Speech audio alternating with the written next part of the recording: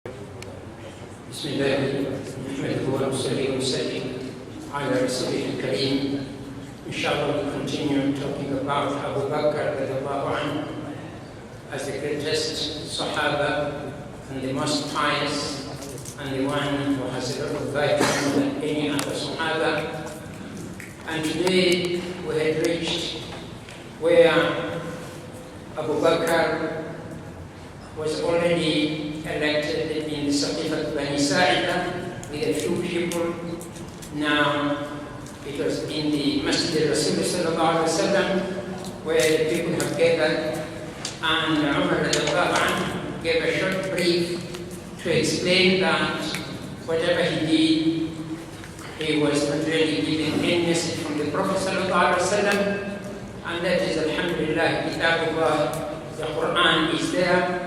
And Allah has selected for you the best individual, and that is Abubakar radiallahu anhu.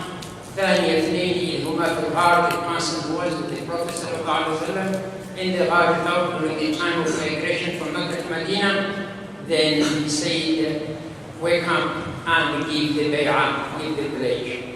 The people, walillah alhamd, gave the bay'ah, as we said yesterday, all of them, including everybody, including Ali bin Abi Talib radiallahu anhu, Zubayr bin al-Awwam, and nobody was left among the Muhajirin and Ansar, among the Swahaba, that accepted and gave pledge to follow the instruction of the new Khalifa, of the first Khalifa. Then Abu Bakr gave a fast speech. You will find that it's a very short speech, very precise, very concise, and says a lot, rather than what we're used to, very long speeches with a lot of promises and things which are empty promises, so to say, in most cases, not all of them. He said the following: أما بعد أيها الناس فإني قد وليت عليكم ولست بخيركم. O you people, I have been given this position of Khilafah ولست بخيركم, and I'm not the best among you. In reality, as you know and as he knows, he is the best. But because of humility, tawaba, and a Muslim, you don't raise yourself, let the other people speak good about you. So he said, إني قد وليت عليكم ولست بخيركم, I'm not the best among you. فإن أحسنت فأعينوني وإن أسأت فقوموني. فإن أحسنت, if I do well, if I do what you expect, if I do according to the Qur'an and Sunnah, فَأَعِنُونِي, then support me. وَإِنْ أَسَأْتُ فَقَوِّمُونِي, if I go wrong, I make mistakes, فَقَوِّمُونِي, you better correct me. What an expression to the first. To the politician, they would think this, you are creating rebelliously. You are encouraging people to be against you. And you will be looking for every way to make sure that there will be no voice which goes against what you say. But here is Abubakar, who knows that he is taking a very important position, replacing unreplaceable.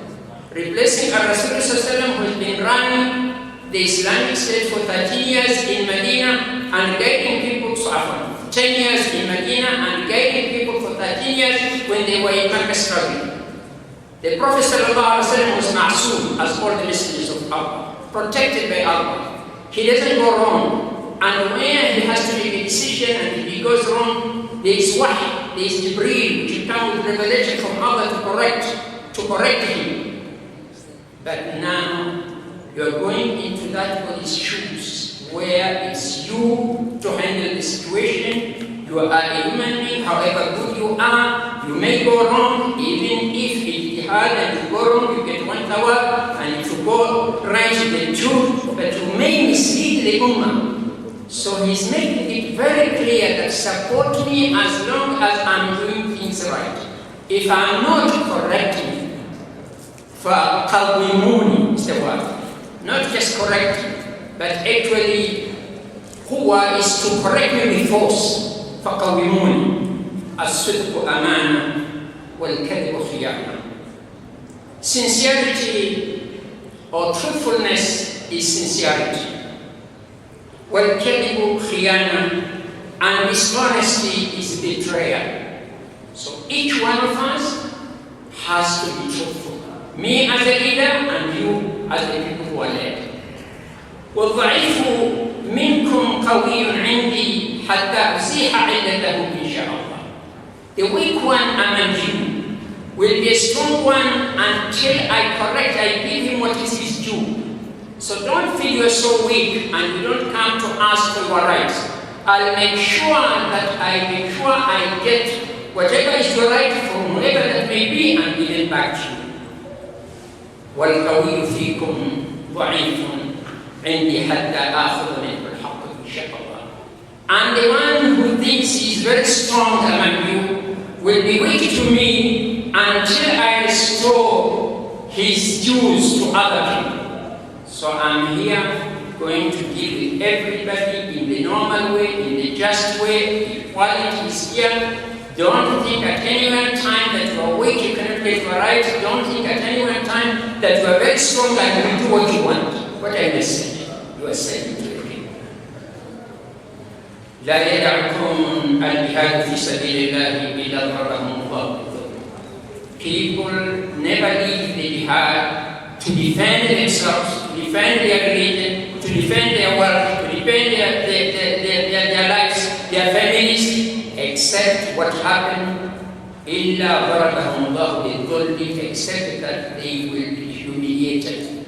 In other words, the jihad is there to defend the religion of Islam. The jihad is there to defend the property of Islam. The jihad is there to defend everything which everybody else defends mutually. وَلَا يُشِيعُ قَوْمٌ قَطْ الْفَاحِشَةَ إِلَّا عَمَّهُمُ اللَّهُ بِالْبَلَاءِ. And people will never have immorality except that Allah will punish them. Calamities will come. So be straightforward, have the best conduct, have the best akhlaq. Otherwise, immorality brings punishment from Allah subhanahu wa ta'ala. Again, he repeats the statement in a different way, what he said first. أَطِيعُونِي مَا أَطَعْتُ اللَّهَ وَرَسُولَهُ. Obey me as long as I obey Allah and His Messenger. فَإِذَا عَصَيْتُ اللَّهَ وَرَسُولَهُ فَلَا طَاعَةَ لِي عَلَيْكُمْ. If I ever go contrary to the rules of Allah and the Messenger, there is no ta'ah. There is no way you should obey me. لَا طَاعَةَ لِمَخْلُوقٍ فِي مَعْصِيَةِ الْخَالِقِ. There is no way you should obey a creature if your obedience means that you are disobeying the Creator. قُومُوا إِلَى صَلَاتِكُمْ يَرْحَمُكُمُ اللَّهُ. Get up for your prayers. May Allah have mercy on you. What a short speech. How much does it contain? It is the principles. It is mabadi on how he is going to rule. That justice will be there, things will go right to whoever that may be. This is what Abubakar radiallahu anhu and Swahaba radiallahu anhu heard from Abubakar radiallahu anhu. Now, Abubakar, immediately he took over, was faced with two issues, and these were quite difficult issues. The first one, we realized that Rasulullah had prepared a jaysh, an army, to go to the northern side, Balqa and Palestine, to fight the Romans just before he died. In fact, on Saturday, and he died on Monday, the jaysh was to leave, but because of his illness, it has been delayed. So Abu Bakr, after 3 days of the death of the Prophet ﷺ, he instructed Usama bin Zayd, who was the Amir of that jaysh, to leave with all the people Rasul wanted to go for that battle. Some Sahaba started getting worried because immediately the Prophet died, quite a number of people started revolting, Ridda, except in Mecca, Medina, and a few places. But all the other places where people were fairly new to Islam reverted back to Jahiliyyah. We will talk about that one a bit later, but let's tackle the first issue. So the Sahaba felt, should we have this jaysh, a big jaysh, leave Medina, and all the surrounding, we don't know who may come and decide to attack us. So Usama, after hearing what the big Sahabas were in that Jaysh, talked to Umar radiallahu anhu, who is the first minister, to Abubakar radiallahu anhu, who is the second minister, to Rasul sallallahu alayhi wa sallam, to go and convey that message that people think we better not leave and go for this battle. And Abu Bakr listened to them, or to him, and all the Ansar and Muhajirin, and almost all of them were deciding that they should not go for the battle. So Abu Bakr finished the meeting. Then after a short while, called another general meeting in the mosque. And he talked so firmly against almost everybody. And he said, what actually is reported that mentioned in the hadith of Rasul sallallahu alayhi wa sallam, he was saying that this Jaysh which had been started by the Prophet sallallahu alayhi wa sallam will go. I will never stop something which Rasul had already instructed that it should be done. And if I find that it is only me alone who will be in this Jaysh, I will go. So he was so firm that he never listened to anybody else, and he insisted that the Jaysh will have to go. Then another delegation, another message was sent to Umar to go and talk to Abubakar radiallahu anhu that if you have to send this Jaysh to fight, then don't make Usama as the commander-in-chief. Usama was the son of Zayd ibn al-Haritha. And Zayd ibn al-Haritha in the battle of Mu'tah, going to the same place with 3,000 people, was the leader of that Jaysh, and he was killed, followed by Ja'far ibn Abi Talib, who was killed, followed by Abdullah ibn Rawaha, who was killed. And then Rasulullah sent another Jaysh where he went to Tabuk, so this was the third one. So they say if it has to go, Usama is so young, he was 18 to 20 years. Say Ansar, say they are the majority. Can you choose at least somebody elderly? And Abu Bakr got mad when Umar came, and he told him, you are telling me to remove the person who was kept as a leader by the Prophet sallallahu alaihi wasallam? So really he got annoyed. In fact, he got hold of his the beard of Umar and told him that you are telling me to do that. And when he went out, the Sahabas were asking, and he said, may you miss your mother. It's an expression in Arabic, it's saying, not meaning it's all mine. I have got enough from what you were messing with, sent me to Abu Bakr. So Abu Bakr insisted that the Jaysh has to go. The leader has to go to be the same, because it is a Rasul who chose that leader. How will I remove that leader? And the Rasul had his own message. This again shows the youth, how the Rasul and how the skin think of the youth. He was an individual who was about 18 to 20 years, leading all the great Sahabas. Before the death of the Prophet ﷺ, Abu Bakr was in that cage, Umar was in that cage, Uthman and all other great Sahabas were there, but the Prophet, because of his own wisdom, decided Usama should be there because his father was killed in the battle which went before that, and he will go to the same place where his father was killed. The Jaysh went. And Alhamdulillah, when it went, Herakal, the king of Rome, got surprised. He got a message of the death of the Prophet the same time with the message of the Jaysh. He said, what are these people? Their great leader is dead, and they come with the Jaysh to fight us? I told you these people must be very strong. So they actually got worried, and all what was there was very simple tribe. There was no real encounter. And whenever they were passing in the north, you know that Sham, where they were going to the place taken by Palestine, is quite a distance. So all the Arabs there who already reverted went back to Jahiliyyah were saying, oh, apparently the Muslims are very strong. They will not have sent this Jaysh to go and fight the Roman, the biggest power, when their prophet had died just the other day. So everybody started getting worried, and actually it was cool, and everybody was afraid for the new state, even though the Prophet has gone, but it seemed nothing has affected them. And the Jaysh came back, and Alhamdulillah, Abu Bakr was quite happy with all other people. But all this is because of sticking to the principle of our Rasul and what our Rasul has laid down. Then came the second challenge, which was, as I said earlier, very many people, with the exception of Medina and Mecca, reverted back to Jahiliyyah. Now, Abubakar said, I am going to prepare various days to go and fight this Ridda. And this Ridda was very sweet. There is a Ridda where actually some people like Musaylimah ibn al-Kadhab claimed that they are messengers of Allah.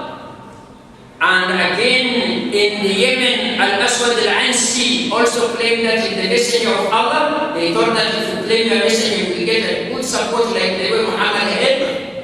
And again, in other area in the Sham, Tulayha bin Huwaylid claimed that he's the messenger of Allah. This was one way of it.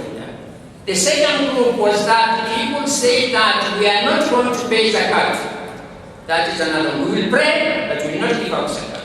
The third group was actually left the whole thing about Islam and left it, even though they didn't follow any other messenger, the one who claims to be a messenger. So Umar again was sent to talk to Abubakar. And he was telling Abubakar, cool down, take this thing slowly. Umar is telling Abubakar, people now are revolting. First he argued and said, how do you kill the people who are Rasulullah said, I have been instructed to fight people until they say La ilaha illallah. If they say that, their blood is protected and except for Haqq Islam. Abu Bakr said, I'm going to kill anybody who differentiates between Salah and Zakah. And he said, his very important words, وَاللَّهِ لَوْ مَنَعُونِي عِنَاقًا كَانُوا يُؤَدُّونَهَا إِلَى رَسُولِ اللَّهِ لَقَاتَلْتُهُمْ عَلَى مَنْعِهَا. Even if they would stop giving me a female key, the key of a god, just that, they stop me, I will kill them. And in another riwayah, عِقَالًا, even if they stop to give me the rope where you tie an animal, I will fight them, even if I am alone. And when the people found that, he convinced them and he's firm, then the battle of Ridda started and people went back to Islam. In fact, so many people say that had it not been by the strong stand of Abubakar and this religion actually would not have been where it is. In fact, he told Umar, when he came to talk about that, very important words. He said that أجبار في الجاهلية خوار في الإسلام وتنوي. You were very brave in the Jahiliyyah before you came to be Muslim, and now you are becoming coward in Islam. قد انقطع الوحي وتم الدين. Revelation has stopped, and the deen is complete. اليوم أكملت لكم دينكم وأتممت عليكم نعمتي ورضيت لكم الإسلام دينا. أينقص الدين وأنا حي? Will the religion of Islam be reduced and I'm still alive? That would never happen. So Alhamdulillah, it was very fun. The battle of the Ridda cost quite a lot, but it returned to where it was, and he finished them after a lot of struggle and a lot of sacrifice, and was able within 2 years and 3 months of Khilafah to fight and conquer the Romans in the northern side and Syria, including Damascus and Hims and other places were taken over by Muslims, and quite a portion of Persia was taken over by Muslims because of Islam and the way he understood religion. Some others do not blame them. You see, sometimes this religion and the filter was being built up. But Abu Bakr is somebody who has been with the Rasul all the time, so we understand the religion properly, very well. And he was very firm and had a very strong iman. Once he decided, even if all the other people are against him and he knows the nas is on his side, he just would remain firm. And Alhamdulillah, Allah also gave him the support. And all the Sahaba gave him the support